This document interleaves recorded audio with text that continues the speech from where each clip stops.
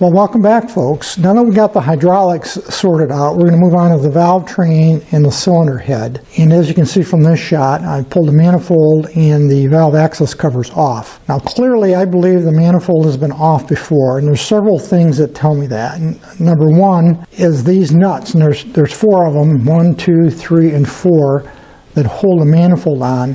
I had no trouble getting them off at all. The studs that thread into the block here did not come out with the nuts. The nuts spun right off. Now I did spray them down liberally a day or so before I attempted to remove those 4 nuts, and used a hand ratchet carefully because I didn't want to pull the studs out of the block if I could avoid it, because these do go into the water jacket, and I didn't want coolant all over the floor, even though I did drain it, by the way, ahead of time. The block's been drained and the radiator's been drained, just in case.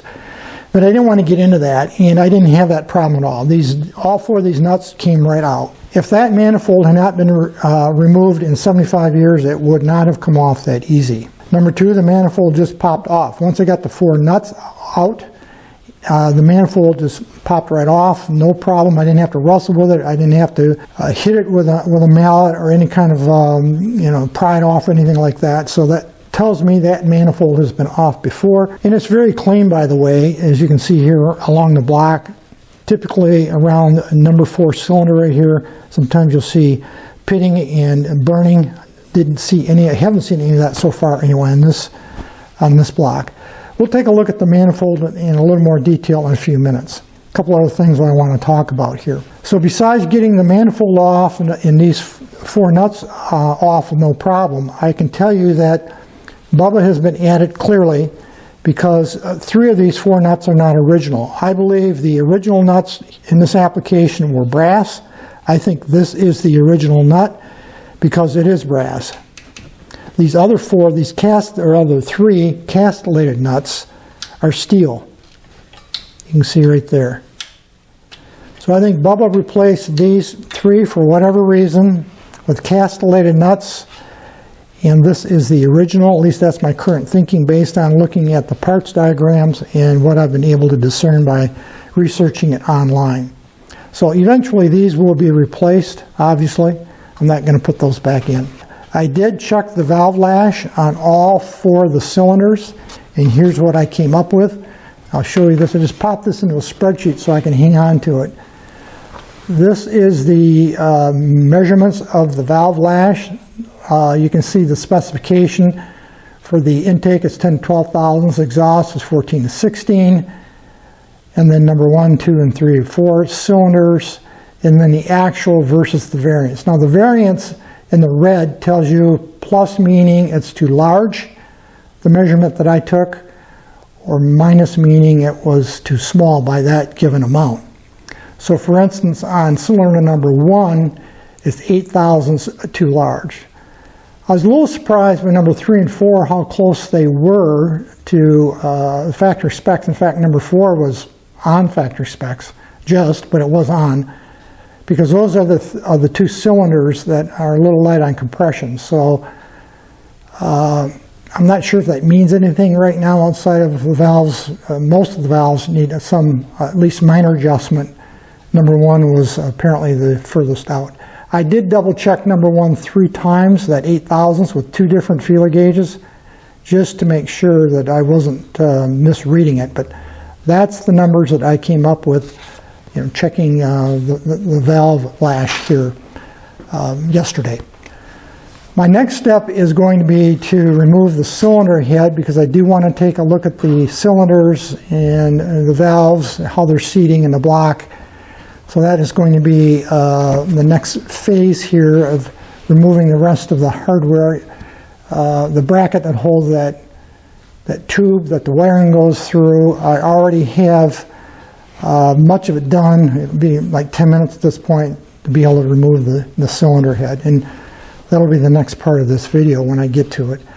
In the meantime, let's go over and take a look at the intake exhaust manifold. Here's the manifold as I took it off the tractor. You can see it's got a relatively modern gasket here where the carburetor mounts. I had no trouble getting carburetor off either, by the way.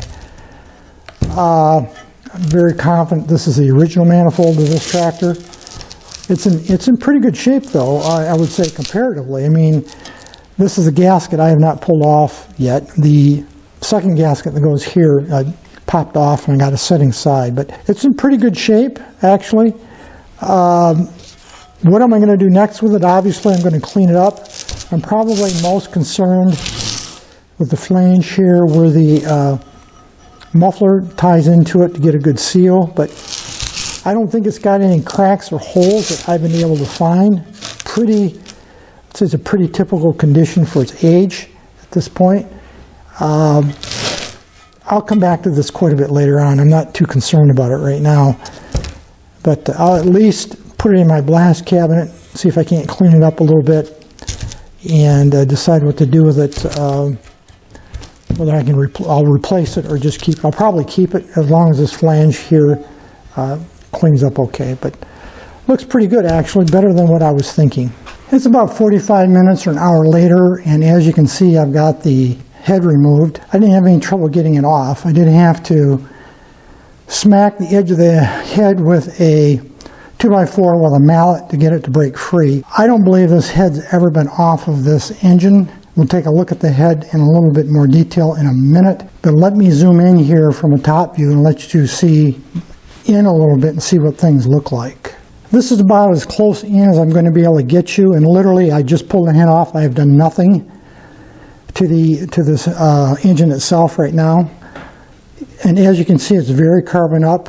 Number 4 in particular right here are the valves. Number 3 isn't quite as bad. Number 2 isn't quite as bad. Number 1 showing a fair amount of carbon as well. Probably not unexpected.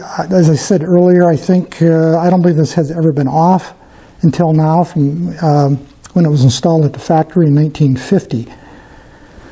We'll take again a look at the head in a moment, but I think what I'm going to do next is clean this all up, try to get a sense of the condition of the valves. At minimum, I'm probably going to do a valve job. That is, I might end up replacing all 8 of the valves. I don't know whether I'm going to have to grind the valve seats. Maybe. We'll see here when I get into it a little bit. But obviously, it's going to need some cleanup and a little bit of work. Let's go take a look at the head real quick. Cylinder head just removed from the engine. This is cylinder 4, 3, 2, and 1. So the front of the engine is to the right. You can see the heavy carbon buildup in number 4. They've all got carbon, but number 4 in particular seems to be very significantly has carbon buildup.